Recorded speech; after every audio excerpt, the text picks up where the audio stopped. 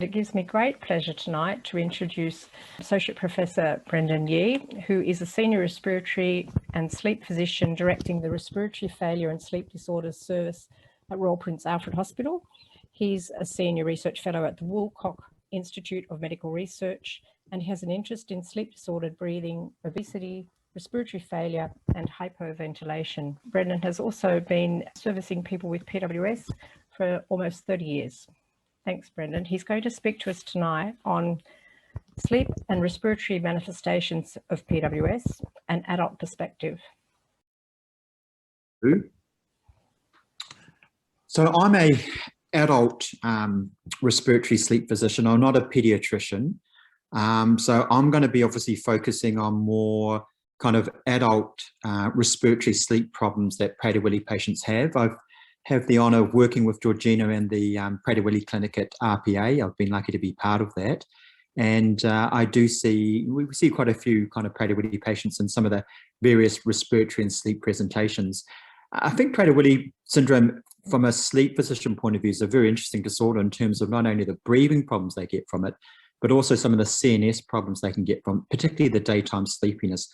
And I've mentioned to our breakout group that there's a lot of interest in this area, but it's not been well teased out. So what I want to do is just talk about some of the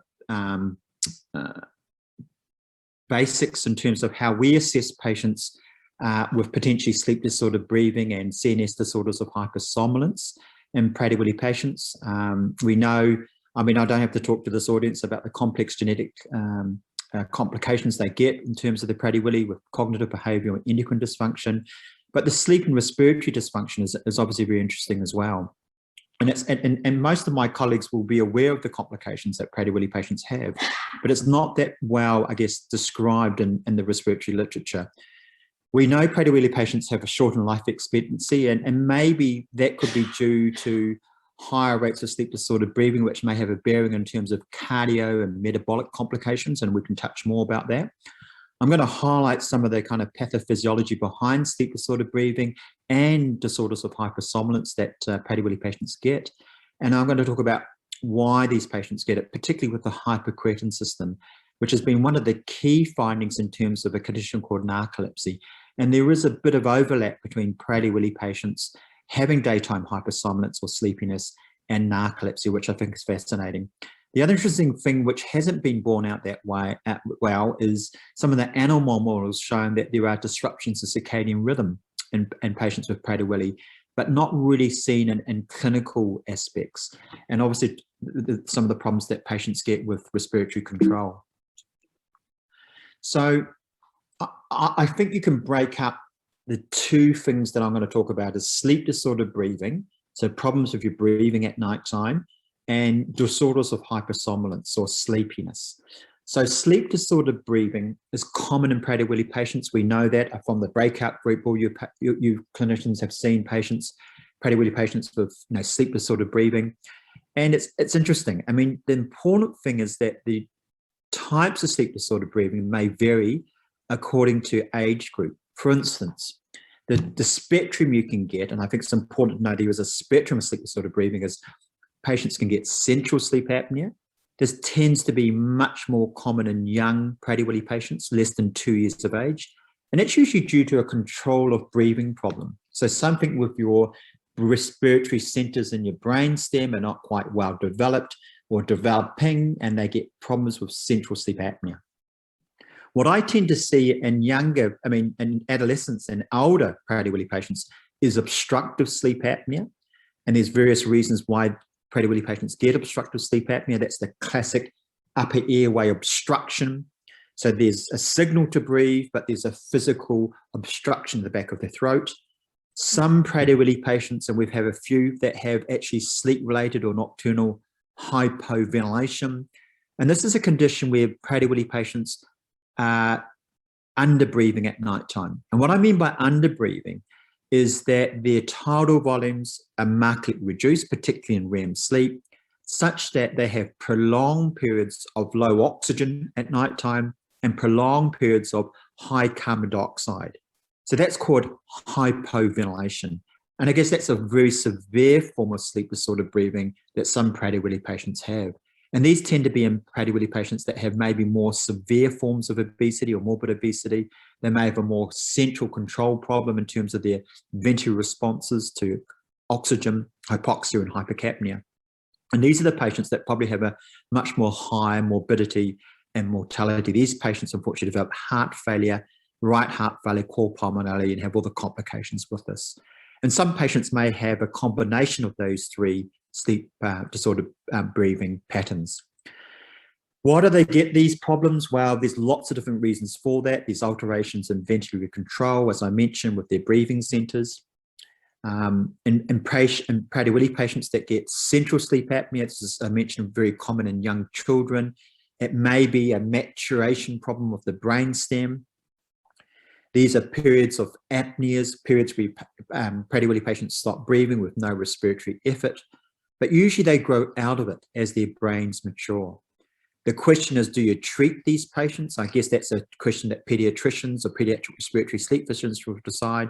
It really depends on whether or not these patients have complications if they've got a lot of what we call central sleep apnea. It can be difficult to treat, and a lot of the times it's transient. As their brainstem matures, their central sleep apnea usually goes away. So just to show you what a central apnea is, because I think there's a lot of confusion between central and sleep apnea and obstructive sleep apnea. This, I think, little picture kind of explains it a bit better. So this is a snapshot of a sleep study, and it's probably a 30-second page. And what we're looking at here is the airflow monitor. So this is measuring snoring at nighttime. This is measuring airflow or air pressure. This is measuring airflow. This is measuring thoracic movement and abdominal movement. And I guess what you can see here is there are periods during the night where there's no flow. There's no snoring, there's no pressure, and there's a reduction in flow. So in that situation, you also look for whether or not there's respiratory effort. So the difference between central sleep apnea and obstructive sleep apnea is this. These are both apneas. There's a cessation of airflow greater than 10 seconds. That's how we define an apnea. But the difference is this. In patients with central sleep apnea, there's usually no effort.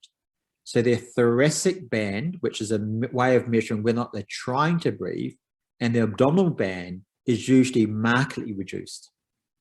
And you can see here, this is an apnea, there's no flow, and there's a marked reduction in the thoracic and abdominal movement, meaning there's no effort to breathe.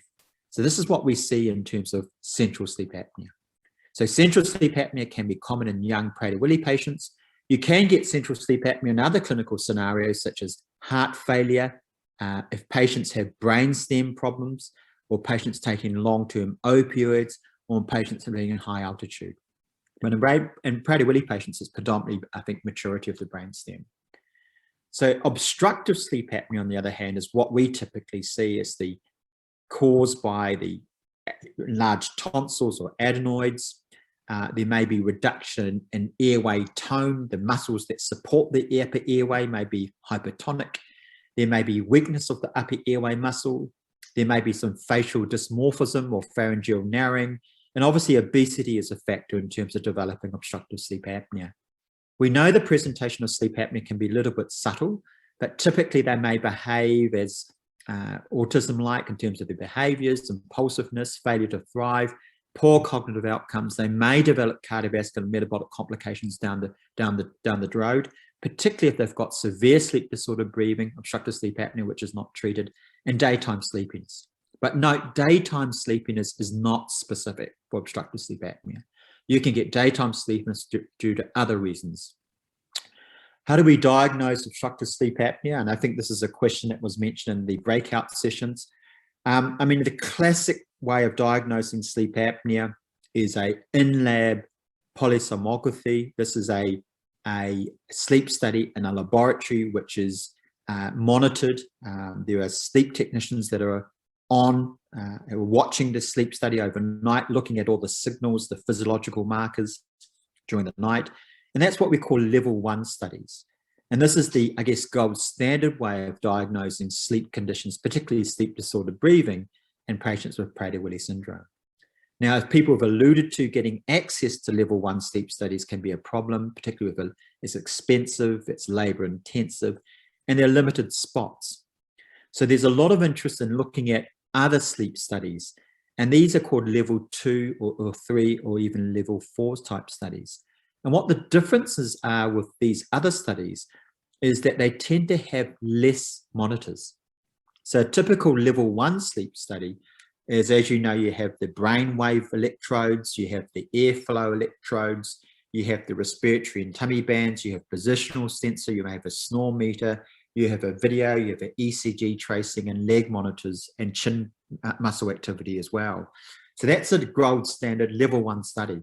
But as you go from level 2 to level 3 to level 4, they become much more simplified. And the question is whether or not you can do more simplified diagnostic sleep studies in Prader-Willi patients. The answer to that is we don't know. I don't think there's been any good prospective studies showing that you can validate level 2, 3, 4 studies. But from a more practical point of view, we do them. And they can be useful, even though you know that the amount of information you get from level, say, 4 studies, which is just, for instance, measuring oximetry at night time, may be helpful, but it doesn't give you an idea of sleep quality, sleep stages, etc. So they can be helpful in the right clinical scenario, and they can be more pragmatic, and it means you get more access to sleep studies. But I think they have to be interpreted by a respiratory sleep physician who can look at the raw data, but also look at the clinical history as well in the presentation, not just looking at the sleep study by itself. So as opposed to the other sleep study I showed you, this is obstructive sleep apnea where there's respiratory effort. This is chest and abdominal bands. So this person's trying to breathe, but there's a period of apnea. So there's a cessation of airflow, but they're trying to breathe. So there's an obstruction at the back of their throat, be it at the tonsils or adenoid level, or be it at the hypopharynx or oropharynx level. And sometimes that can be multiple levels. And it's followed by a period of desaturation, so oxygen level goes down, and usually followed by a period of an arousal or mini awakening where there's a surge in sympathetic activity. So if you're doing this every night, you can see why your sleep is fragmented. You can have disrupted sleep, you have less deep sleep, and that's why people feel tired, lethargic, reduced cognition, attention, etc. the next day, particularly if you're doing a lot of this. And if you're getting lots of periods of hypoxemia or intermittent hypoxemia at night, changes in endothelial function, inflammation, and changes in sympathetic activity, you can see why this potentially leads to cardiovascular and metabolic complications. And the other interesting thing is potential cognitive complications as well. So what about the third sleep disorder breathing problem they can get? So nocturnal hypoventilation, as I mentioned, is when there are prolonged periods of desaturation and hypercapnia during the night. This is a much worse complication to have. These patients may have more or severe cardiovascular complications if it's untreated. It may be more common in patients with much more severe forms of obesity or kyphoscoliosis, where there's chest wall restriction, or patients that have much more severe hypotonia or respiratory muscle weakness. As a consequence of this, these patients have underbreathing at nighttime. CPAP is not the usual treatment for this condition. Sometimes they need something called non-invasive ventilation, or what we call bi-level ventilation. It's a little bit different from CPAP in terms that it derives different types of pressures. There's an inspiratory pressure when you take a breath in, an expiratory pressure when you breathe out. There may be backup rates. So there has a little bit more complex in terms of the programming of the non-invasive ventilation, because not only does it control underbreathing at nighttime in terms of low total volumes, but it may be also important to control the upper airway if they've got sleep apnea concomitantly as well. So that's called bi-level ventilation, a little bit more complex than CPAP, and obviously a much more expensive devices to use. So what about central disorders of hypersomnolence? So what I'm talking about here are disorders where patients with Prader-Willi syndrome have severe daytime sleepiness. And we know this is really, really common. We know that maybe 60%, even 70% of Prader-Willi patients have severe daytime sleepiness. And it may be associated with sleep disordered breathing. So if you treat sleep disordered breathing, in my case, obstructive sleep apnea or hypoventilation, their daytime sleepiness usually improves. But it also may be independent of sleep disorder breathing, or can reoccur or can persist despite treatment of sleep disorder breathing. So I think that's the caveat. So if you see extreme excessive daytime sleepiness, it's not always due to sleep disorder breathing. There could be a central reason, a brain reason, a hypothalamus reason why these people have daytime sleepiness. As I mentioned, it can be very common. And if you do detailed testing on these patients, and what I mean by detailed testing is one of the ways we measure daytime sleepiness in patients with hypersomnolence is a test called a multiple sleep latency test. This is a test that we do during the day. We get patients to have a 20-minute period where we ask them to fall asleep, usually at 8, 10, 12, and 2. We give them 20 minutes to fall asleep in a nice, quiet, dark environment. People that have pathological sleepiness will have latency of less than 8 minutes. And all the naps, a mean sleep latency of less than 8 minutes. Typically in patients with narcolepsy, it's around 2 minutes. So you put these people in a quiet, dark room, they will fall asleep within 2 minutes. The other classic finding you'll see in narcolepsy is they have this thing called sleep onset REM periods. In normal patients and normal people, hopefully us, it usually takes us 60 to 90 minutes to go into REM sleep, but patients with narcolepsy typically go into REM sleep very quickly. And we know REM sleep is the dreaming sleep. REM sleep is when we're paralyzed, so they can get some of these symptoms occurring really early during the night. So that's what you typically see in narcolepsy. However, in patients with Prader-Willi syndrome, they may get a narcolepsy-like trait, but don't actually have classic narcolepsy per se. And the reason for that is if you measure this thing called orexin or hypocretin, this is a hormone that's usually produced in the lateral hypothalamus in your brain. It's a very important hormone for a lot of reasons. From a sleep perspective, this hormone is important for us to maintain wakefulness. So if you've got a person who has no hypocretin in their brain or CSF, they will be very, very sleepy. And that's what patients with narcolepsy have. Patients with type 1 narcolepsy have very, very low levels of hypocretin in their CSF. And if you do postmortems and you look at the lateral hypothalamus, there's hardly any hypocretin producing cells there. So in narcolepsy patients, they have a reduction in hypocretin cells, and that may be an autoimmune phenomena. In Prader-Willi patients, though, if you measure hypocretin in their CSF, their hypocretin levels tend to be low normal, but not as low as patients that have narcolepsy. So what they're postulating here is maybe it's not a hypocretin deficiency that Prader-Willi patients have to have the narcolepsy trait, but maybe a transport problem, because the hypocretin is produced in the lateral hypothalamus and it projects to other parts of the brain.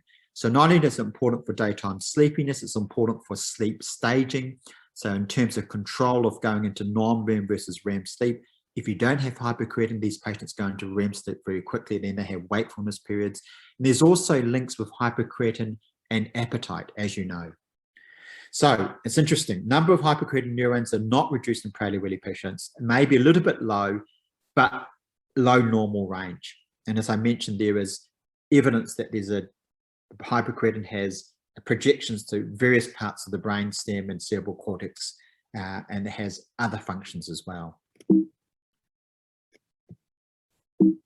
Sorry. So this was a study where they looked at patients with CNS hypersomnolence of Prader-Willi syndrome, and they did lumbar punctures of them and measured, as I mentioned, the hypocretin or orexin levels, and they tend to be low normal levels, but typically with narcolepsy, this is NT1s, they're usually less than 75 picograms per mils. So in Prader-Willi patients, it's low normal, but not as low as the patients that have narcolepsy type 1, which these are patients that have narcolepsy with cataplexy. And note that the levels are not as a bit lower than patients that have idiopathic hypersomnolence, which is another kind of CNS disorder of hypersomnolence, not well described. So it's kind of a narcolepsy-like trait. And some have sleep onset REM periods, some don't. And the HLA-DQB1602, which is the classic genotype that patients with narcolepsy type 1 have, is not that common. So I think it's a more narcolepsy trait they have. So how do I assess these patients? It's obviously a multidisciplinary approach. So I think a sleep and respiratory specialist should be involved, particularly if you're worried about sleep disordered breathing or CNS disorders of hypersomnolence.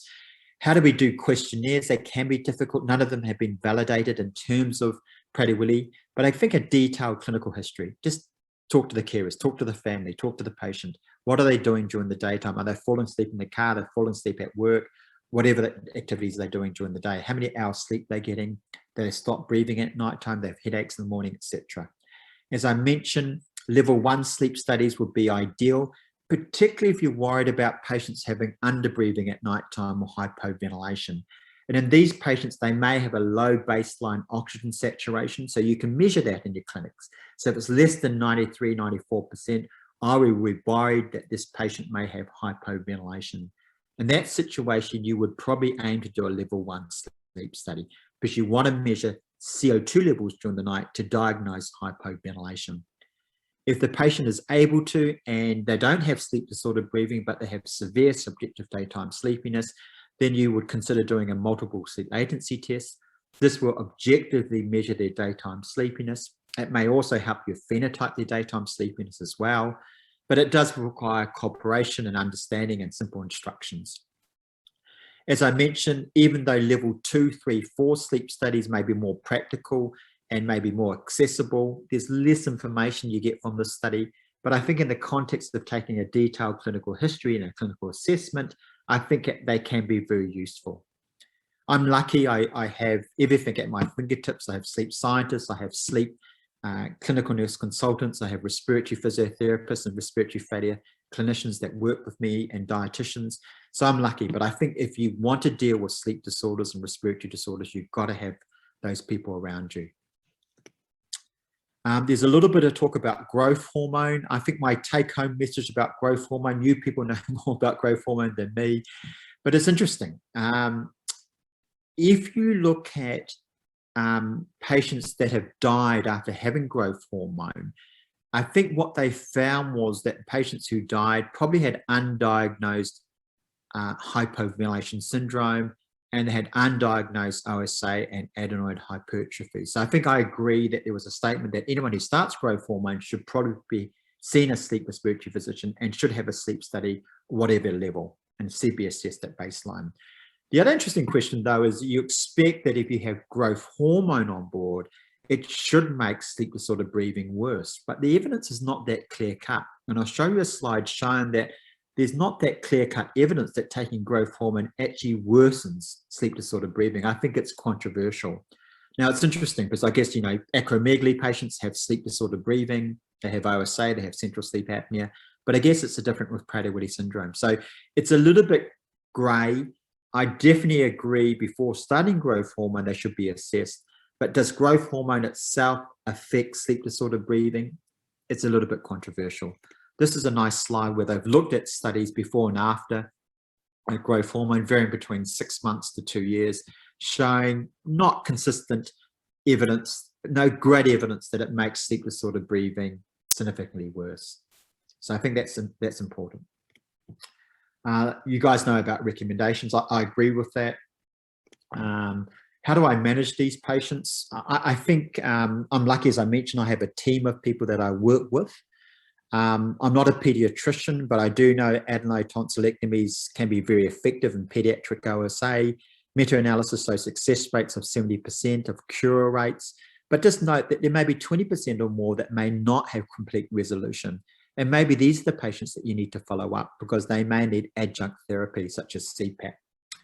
Now, CPAP therapy is very effective in Prader-Willi syndrome. There's studies showing improvements in quality of life, etc., but compliance can be difficult. And there's no good studies looking at compliance in great detail, but there's a global Prader-Willi syndrome registry suggests that compliance is probably around 50% or less. You may think that's disappointing, but in real life, that may be pretty close to what everyone else does as well. As mentioned before, it's not always CPAP. Sometimes patients need non-invasive ventilation or bi-level, particularly if they've got this hypoventilation syndrome and they've got respiratory failure. I think weight loss and exercise can be very beneficial, and we all know that. I think in non-Prader-Willi clinic populations, we know obesity is the most common modifiable risk factor for sleep apnea. So if you lose weight, sleep apnea usually improves. Bariatric surgery usually has more marked weight loss. Does it translate to more marked improvements in sleep apnea? That's a little bit grey. But I think it's probably the same in Prader-Willi patients, though it's not been studied extensively. There's some evidence to suggest that exercise by itself may be helpful in sleep apnea. That may be due to improvement in sleep quality, strengthening upper airway throat muscles, improvement in ventilatory control. So I think there's benefits not only with weight loss, but also exercise. Novel therapies have not been studied, but sometimes are offered. Mandibular advancement splints have been around for a long time. These are devices that you wear at nighttime that push your jaw forward at night. They haven't been studied in Prader-Willi. We do know there's some facial dysmorphism they may get. I'm not sure if they're good candidates to have these types of devices, but they tend to be a little bit easier to use than CPAP. It's actually interesting. In non-Prader-Willi clinic populations, if you did a comparative effectiveness between CPAP and mandibular advancement splints, it's interesting. They probably have similar benefits in terms of quality of life scores and blood pressure. Even though we know CPAP is 100% effective, compliance is not as great.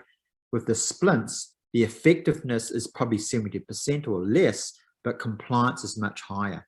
So there lies this problem where you've got a device that is not as effective as CPAP, but people use it more because it's easier and it's more tolerable. This is generating a lot of interest. Hypoglossal nerve stimulators. So these are devices where they stimulate the hypoglossal nerve, which stimulates the tongue. So you turn it on at night time, it activates the tongue and reduces sleep apnea. So this is actually in prime time now. So places around the world and Europe, hypoglossal nerve stimulators are a treatment for selected sleep apnea patients, especially patients who can't use CPAP, can't use a mouth device, can't lose weight, who are purely symptomatic. There's actually some evidence that hypoglossal nerve stimulators can be used in Down syndrome patients. There's actually been some case series in the States showing it can be quite effective because you don't need compliance. You just turn the device on at nighttime and turn it off during the day. It is a little bit labor intensive. Patients need to be highly selected. They need to see ENT surgeons and need to have these devices implanted in them. They can be quite small and not that invasive, but I guess end of the day, there haven't been any studies in Prader-Willi syndrome. A forgotten treatment apart from these ones is positional therapy. So occasionally you get patients, maybe 20–25% of patients with sleep apnea that have purely positional sleep apnea, what we call POSA. And that is when patients only have sleep apnea when they're lying on their back. So if you sleep on your side, the sleep apnea goes away. The reason for that is when you're on your back, your airway is more prone to obstructing. And that's due to physiological reasons and anatomical reasons. Your airway, your upper airway, where it's more vulnerable to getting sleep apnea, is shaped like an oval. And when you're on your back, it's more likely to collapse down. So positional therapy can be very useful and underestimated in Prader-Willi patients with sleep apnea. How about excessive daytime sleepiness? So in terms of daytime sleepiness, obviously good sleep hygiene, regular wake-up time, be wary of looking at medications that can cause drowsiness, etc. But there have been some studies looking at modafinil. So modafinil is a wakefulness promoter. We don't know the exact mechanism, but probably affects noradrenaline pathways, the dopamine pathways. These are pathways for wakefulness. It's been around for over 20 years or so. It's been used extensively in narcolepsy. It's a standard treatment.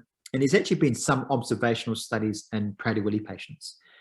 It's generally well tolerated. Some patients do get side effects because it's centrally acting. Some get agitation, anxiety, and may cause headaches. But generally speaking, if you start them on a very low dose and titrate up, you usually get reasonably good outcomes.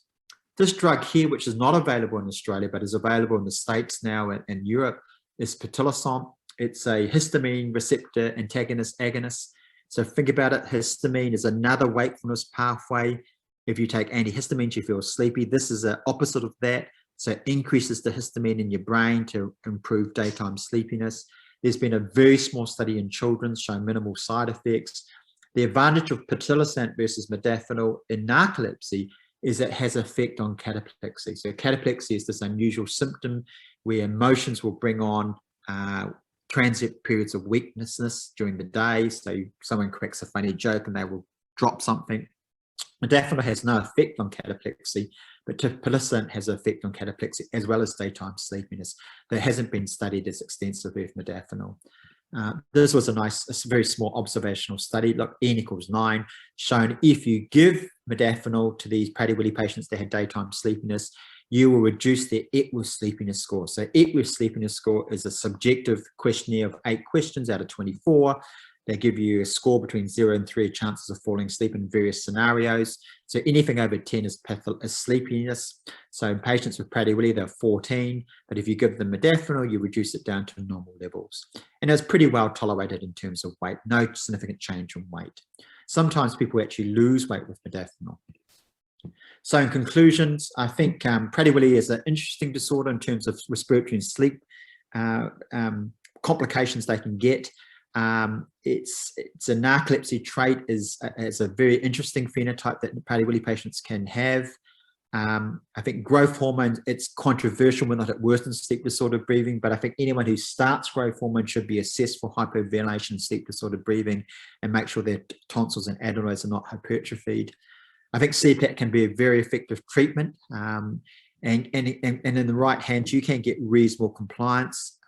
We do have a handful of patients who still use their CPAP, which is brilliant, and a few that use non-invasive ventilation for hypoventilation.